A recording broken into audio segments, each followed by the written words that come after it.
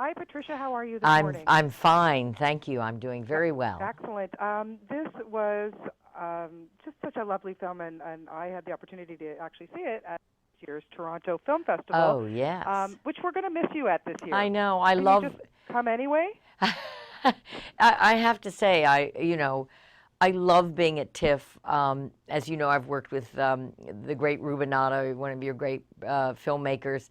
But I love being in Toronto. I love being at the festival. I was there last year with two films, Yep. and it's always painful to leave Toronto because it's such a beautiful city, and I have dear friends there, and so I'm very happy to be talking to you today.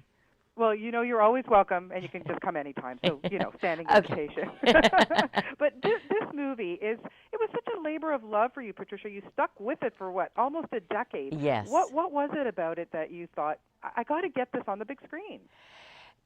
I was so smitten by the beautiful story, the essay that Katha Pollitt wrote in the New Yorker magazine, and then Sarah Kernishan adapted it into just a beautiful screenplay. And I thought she kept the heart of Katha, but she opened it wide and made it just this visceral, funny, poetic piece. And I I fell in love with Wendy and Darwan, the two leads of this film. I of course loved Wendy and wanted to play her, but I also loved Darwan, and I loved these very different worlds colliding and melding, and just the cross-cultural references. But also, at the end of the day, what this film is really about is a beautiful and profound adult friendship.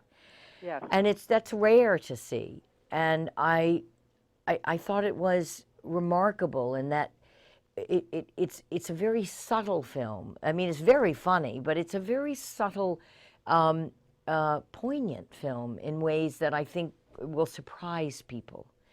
I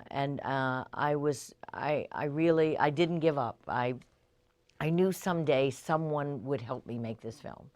Well, that's awesome. And then, of course, you reunite with, Sir Ben Oh. Kingsley, who you worked with in Elegy. And what was different about working with him on this project? Well, in Elegy we played lovers, Yes. so we have a lot more clothes on this time. Yes, uh, which we know that you do like to take off your clothes, but that's another interview. that's a different subject. I'll come back. But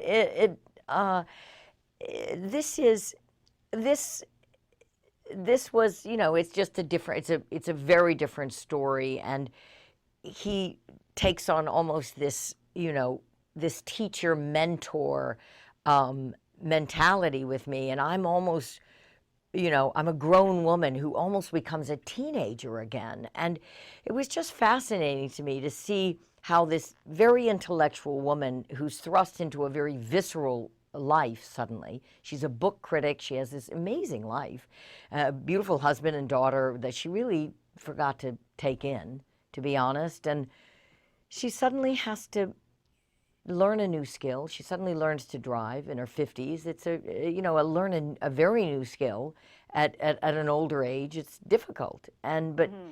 she has, the one and only Sir Ben Kingsley teaching her. So it's a very beautiful journey when he's along for the ride. Yeah. Do you, being, living now mostly in New York, I guess you don't get behind the wheel all that I much. don't. No, there was life and art melding in precarious ways during this during this film. My driving has lapsed. I'm a New Yorker now. I was born and raised in the great city of New Orleans, but I've lived in New York now for 30 years, so I've slowly become more and more a New Yorker, and I don't drive anymore, really. So Sir Ben had to trust that enough of my driving skills would come back for me to actually get him around Manhattan and for us to remain alive while Yeah. we cruise through Manhattan, because everything you see in the film is real. I think I had a Yeah. stunt double once. I think we were towed once or twice. This is a low budget film. I didn't have a trailer pulling me. I was driving. I did most of the driving in this film. What you see is the real thing, Yeah. So We're, of course, we just got to wrap up, but you are also having your role again in the Scorch Trials Maze. What was it Yes. like to bring her back to life? Oh, Miss Ava Page. She's up to no good yet again. Good. I like it when you're the baddie. I really Wait do. till you see what happens to her in 3. We start shooting that in February or March. But it's Wes Ball is he's so young, and it's shocking that he has so much talent. And at that age, he's a wonderful director, and I love working with Dylan O'Brien. I love all these young, wonderful, vital actors in the film. So getting to work with them was really fun again. Fabulous. And you were so wonderful on stage with Bradley Cooper. My goodness, Oh. do your talents ever end? Oh, How do you make things look so effortless? Oh, God. I don't know. Bourbon? I don't know. I rest. I get a lot of sleep when I can. And then but I don't know. I love creating. I love acting. I'm fortunate to live in a great city of New York, and I have a lot of creative friends, and I keep the creative juices going as Oh, best it's wonderful. as You're possible. just so wonderful. One of my all-time favorite actors. I've always Oh, loved talking to you. And thank please you come so visit much. us again Thank in you. Toronto. We missed you there. Oh, thank you. Thank you.